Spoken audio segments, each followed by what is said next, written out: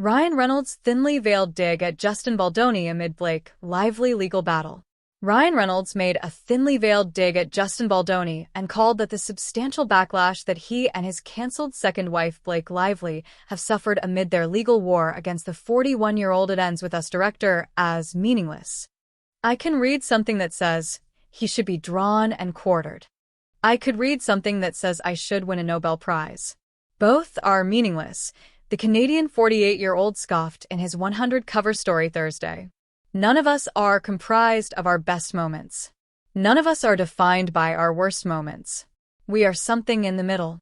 Ryan's production company and marketing firm Maximum Effort was honored by the magazine for being one of the 100 most influential companies, but he doesn't feel like his business has been badly impacted by the lawsuits. Accessibility and accountability are a big part of how I do things, Reynolds noted. The people that I work with know me, so there's never a question of anything like that. If you operate with some degree of core values and integrity, they're going to help you up. If you're in a hole, they're not. And that's pretty simple. The self-described people-pleaser stressed that his self-worth comes from having 4 kids and a good marriage and nothing else that isn't under the roof of my home.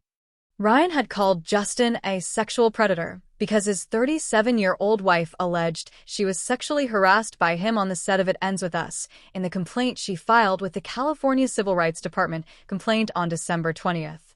But New York Times reporter Megan Twohey, who wrote Blake's expose last December, told NPR's Ari Shapiro last December that Baldoni's alleged sexual harassment against her wasn't that severe. Blake told me, listen, this was actually not the worst that I have experienced in Hollywood. I've actually experienced far worse misconduct. I spoke up because I wanted to address it, and I thought that I had, and I never had any intentions of discussing this or going public with my accusations, Twohey said.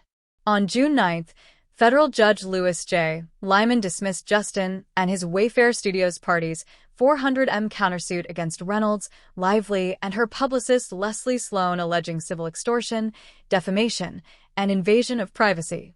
Lyman also dismissed Baldoni's $250 million defamation lawsuit against the New York Times for its biased coverage of the Another Simple Favor star's CRD complaint and text messages taken from Baldoni's publicist Jennifer Abel. Abel's text messages were obtained legally, while underhandedly, by Stephanie Jones via a subpoena from Vanzin Incorporated, a shell company believed to be owned by Ryan and Blake, named after their hometowns of Vancouver and Tarzana.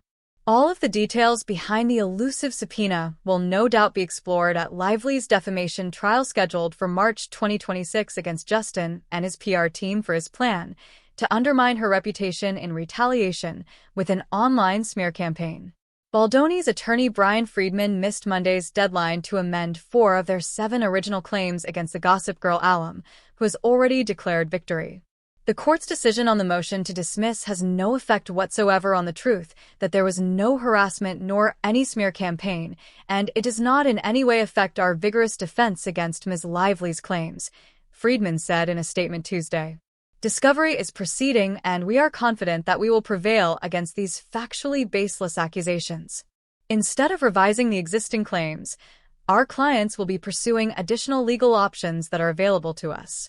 Behind the scenes, none of the major talk show hosts Stephen Colbert, Jimmy Fallon, Jimmy Kimmel, Seth Meyers, and John Oliver have cracked a joke about the Lively Baldoni case after Reynolds' company Mint Mobile was one of 2 sponsors for their 2023 podcast, Strike Force 5. The Kwantlen Polytechnic University dropout who sold Mint Mobile to T-Mobile for $1.35 billion in 2023 co-owns, or has sold companies valued at over $14 billion, and Forbes ranked him the second highest earning actor of 2024 with $85